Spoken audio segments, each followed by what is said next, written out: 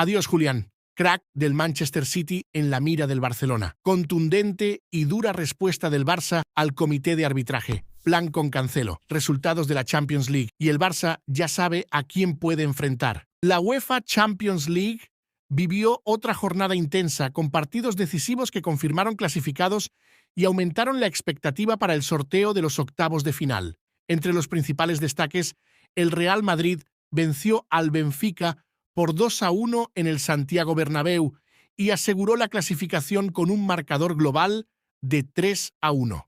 Otro enfrentamiento electrizante fue entre Atalanta y Borussia Dortmund. El equipo italiano goleó por 4-1 y consiguió la clasificación con un global de 4-3, revirtiendo la desventaja del primer partido. Ya el Paris Saint-Germain empató 2-2 con el Mónaco, resultado suficiente para avanzar gracias al marcador global de 5-4 en una serie marcada por equilibrio y tensión hasta los minutos finales. Tal vez el duelo más dramático haya sido Juventus contra Galatasaray. Incluso venciendo por 3-2, el club italiano terminó eliminado, ya que el equipo turco avanzó con un global de 7-5, confirmando una de las clasificaciones más emocionantes de esta fase.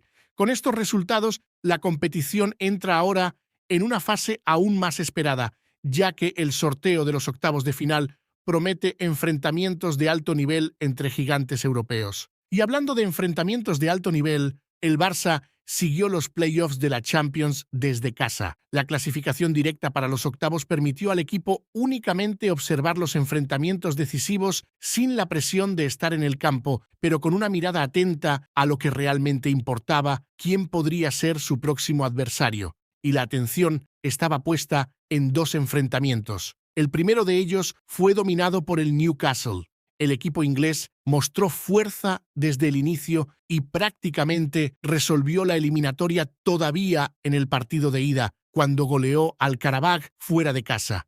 En la vuelta, incluso con un marcador menos amplio, la sensación fue de control total. El resultado global, 9-3, confirmó a un equipo peligroso, un equipo que ya se cruzó en el camino del Barcelona en esta edición y que vendió cara la derrota. Ya el otro duelo siguió un guión opuesto. Paris Saint-Germain y Mónaco protagonizaron una eliminatoria abierta, llena de cambios de escenario y tensión hasta los minutos finales. Incluso con el favoritismo del actual campeón europeo, el Mónaco consiguió competir de igual a igual. En el primer partido llegó a ponerse en ventaja, pero vio al PSG reaccionar y darle la vuelta al marcador. En el partido de este miércoles en París, el guión se repitió. El Mónaco volvió a incomodar, marcó primero y reavivó la disputa. Pero nuevamente los detalles marcaron la diferencia. Con un jugador más, el PSG dio la vuelta al partido y confirmó la clasificación. El global de 5-4 resume bien la eliminatoria. Equilibrio, tensión y definición en los pequeños detalles. Ahora el sorteo va a definir si el camino pasa por un adversario físico e intenso, como el Newcastle, o por un rival técnico y acostumbrado a grandes decisiones como el PSG. Cada opción exige una preparación diferente. Independientemente de quién salga en el sorteo, el Barcelona ya sabe que tendrá una ventaja importante. El partido de vuelta será en el Spotify Camp Nou. Decidir en casa suele marcar la diferencia en enfrentamientos europeos. El apoyo de la afición pesa en el ritmo del partido. Las fechas ya están definidas. Los partidos de ida de los octavos se disputan entre los días 10 y 11 de marzo, mientras que los partidos de vuelta se jugarán entre 17 y 18 de marzo. Hasta entonces, el Barcelona sigue preparando el terreno, ajustando detalles e intentando llegar al momento decisivo en el mejor nivel posible. La expectativa crece porque, independientemente del adversario, la sensación es que el equipo vuelve a entrar en una fase de la Champions donde cada detalle puede definir el rumbo de la temporada. 8 días después de la derrota del Barcelona ante el Girona, el Comité Técnico de Árbitros finalmente reconoció el error grave en el partido.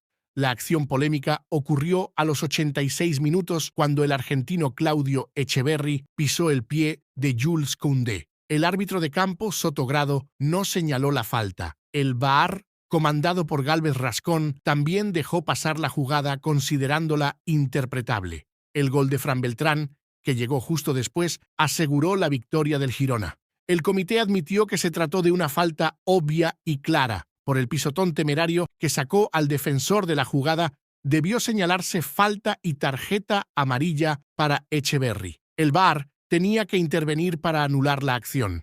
Esta confesión llegó tarde, pero llegó, y el Barcelona no lo dejó pasar en blanco. El club publicó en las redes sociales una secuencia de imágenes de la infracción, con una frase corta y contundente. Asumir el error es un gran paso, evitarlo es el siguiente. Es como decir, ok, ustedes lo admitieron, ahora háganlo valer en los próximos partidos. El tono es sarcástico en la medida justa y refleja la frustración. El barcelonismo está cansado. Esta no fue la primera polémica reciente. En el partido anterior, contra el Atlético de Madrid, por la Copa del Rey, el árbitro Martínez Munuera anuló un gol legítimo de Cubarsí al inicio del segundo tiempo.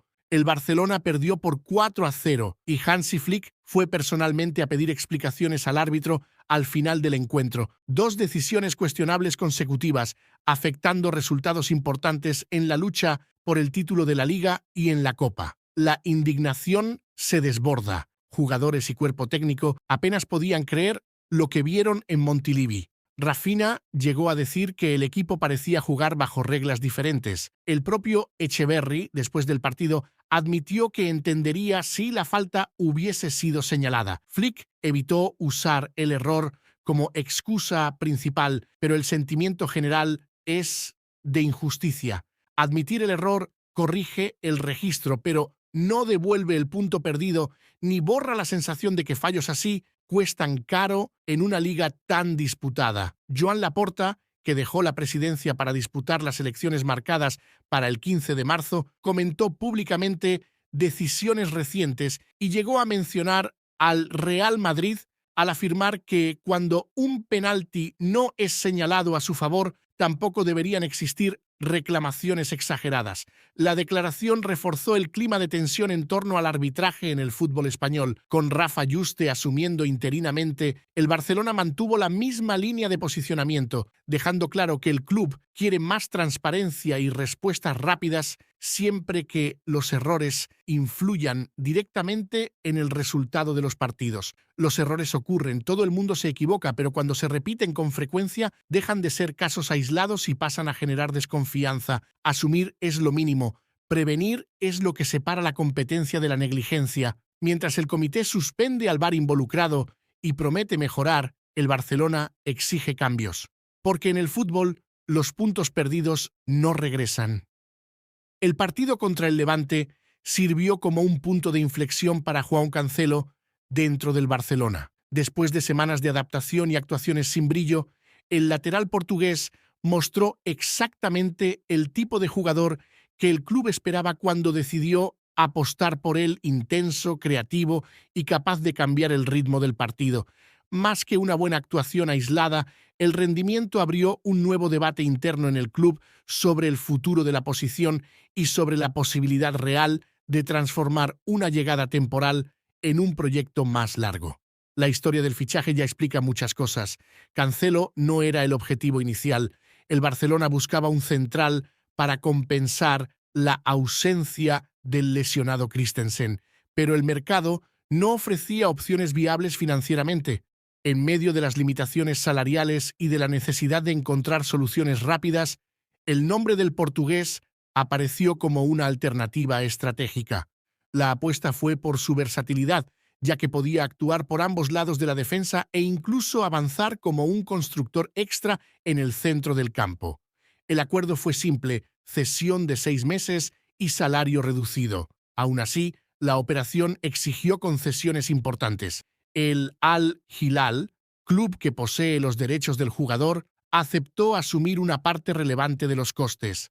Cancelo también renunció a una parte de lo que recibía, incluso teniendo otras posibilidades financieramente más atractivas. Este movimiento fue visto internamente como una señal clara de que el jugador quería volver de cualquier manera al Barça. El plan para el futuro, sin embargo, siempre dependió de dos factores. El primero es el rendimiento en el campo. El segundo, y quizá más complejo, es el financiero. El Barcelona solo considera una contratación definitiva si Cancelo consigue llegar sin costes de traspaso, con libertad contractual y acepta un salario alineado con la nueva realidad económica del club. La idea es ofrecer un contrato de 2 años, dentro de un límite salarial rígido, muy lejos de lo que recibe actualmente en el fútbol saudí.